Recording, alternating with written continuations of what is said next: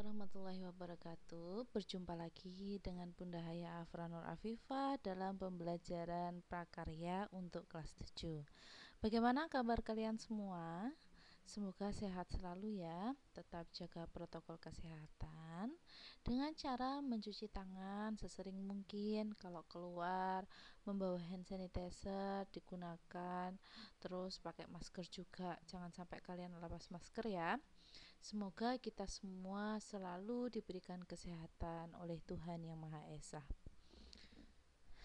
Nah, anak-anak, kemarin kan kalian sudah mencari serat alam yang ada di lingkungan sekitar kalian.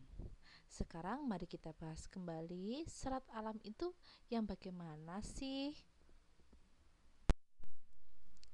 Nah, sebelum kita mempelajarinya lebih mendalam lagi, kita harus melihat kompetensi dasarnya terlebih dahulu.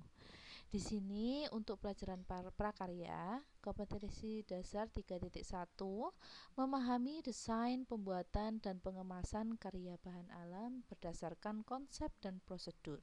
Jadi, nanti kalian harus membuat karya dari serat alam yang sudah dipelajari selama ini. Serat alam dibagi menjadi dua, ada serat tumbuhan maupun serat hewan. Kenapa disebut dengan serat alam? Karena serat alam mudah diurai di dalam tanah dan merupakan bahan organik yang tidak diolah kembali melalui proses dan penambahan bahan kimiawi sehingga hasilnya keasliannya tetap terjaga dan diutamakan. Serat alam ini berada di alam sekitar kita. Jadi termasuk serat tumbuhan maupun serat hewan. Serat dari tumbuhan dapat dilihat berdasarkan bagian-bagian tumbuhan. Tidak semua tumbuhan memiliki kandungan yang dapat diolah menjadi serat alam. Hal ini disebabkan serat yang diinginkan sebagai bahan baku produk tekstil memiliki persyaratan tertentu. Di antaranya adalah bahan tersebut harus kuat, tahan lama, bentuknya tetap atau tidak menyusut, permukaannya juga halus ataupun bertekstur sesuai persyaratan produk. Itu yang banyak dicari oleh konsumen. Nah, adapun serat alam dapat diklasifikasikan menjadi berbagai macam jenis. Salah satunya ada serat dari biji. Ini merupakan serat tumbuhan. Serat dari bijinya. Tumbuhan memiliki biji yang beraneka ragam. Beberapa biji telah memenuhi persyaratan untuk diolah sebagai bahan serat. Salah satunya yang sering kita jumpai yakni biji pohon kapas atau orang Jawa menyebutnya randu, pohon randu. Pasti kalian banyak menemui pohon randu di desa-desa. Kalau misalnya kalian hidup di kota, mungkin pepohonan sudah mulai sedikit berkurang. Tetapi kalau kalian pergi ke desa-desa, insya Allah pohon randu ini masih banyak dijumpai.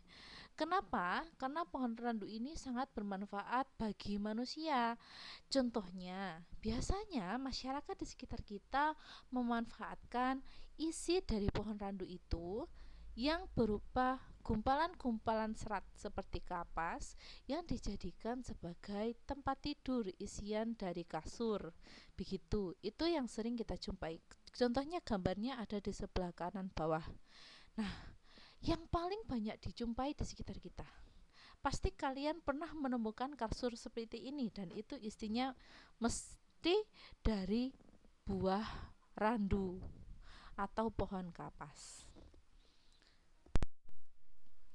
Yang kedua, serat dari batang. Struktur batang yang dihasilkan tumbuhan tentunya tidak sama antara satu dengan lainnya. Jenis batang yang menghasilkan serat alam dapat berupa jenis batang yang berkambium ataupun tidak berkambium.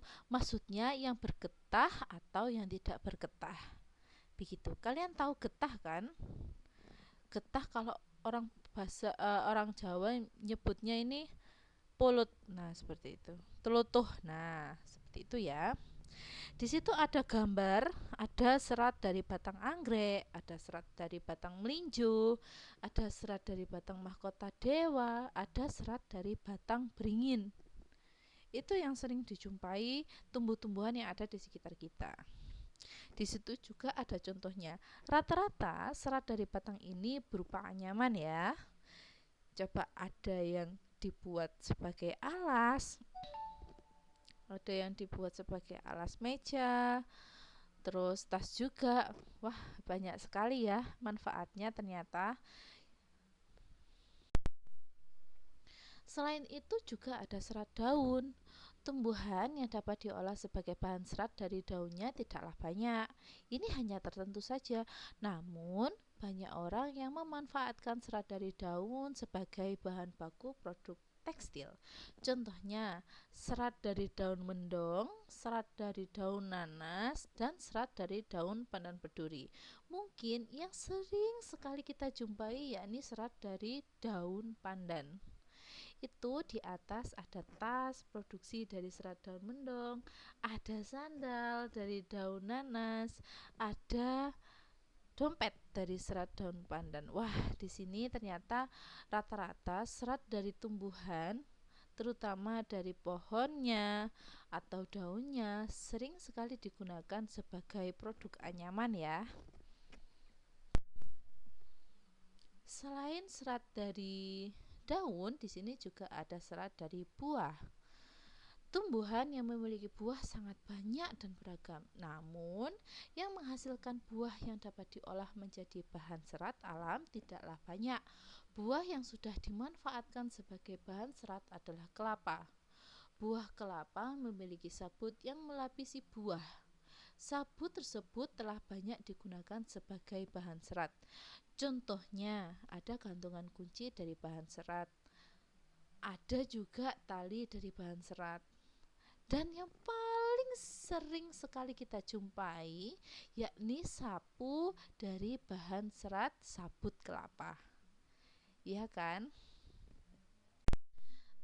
Selain dari tumbuhan, kita juga dapat menjumpai serat dari hewan. Serat yang berasal dari hewan banyak disukai oleh negara-negara Eropa. Negara Eropa seperti Belanda dan lain sebagainya.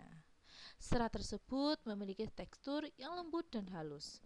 Sifat serat hewan menghangatkan sehingga orang-orang yang tinggal di daerah musim dingin seperti Eropa sangat memanfaatkan serat ini. Bagian hewan yang dimanfaatkan seratnya adalah rata-rata bulu.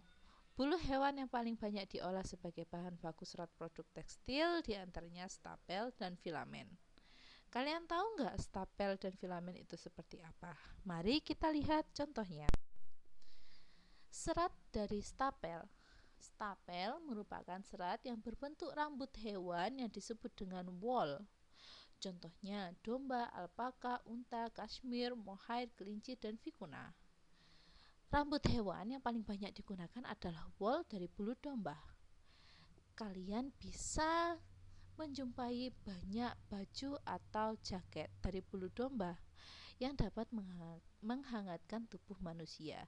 Selain itu juga ada dari bulu kelinci.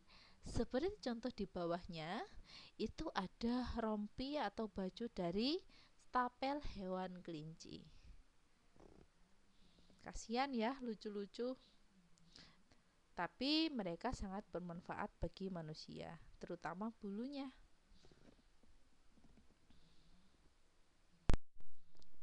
Selain serat dari stapel, juga ada serat dari filamen.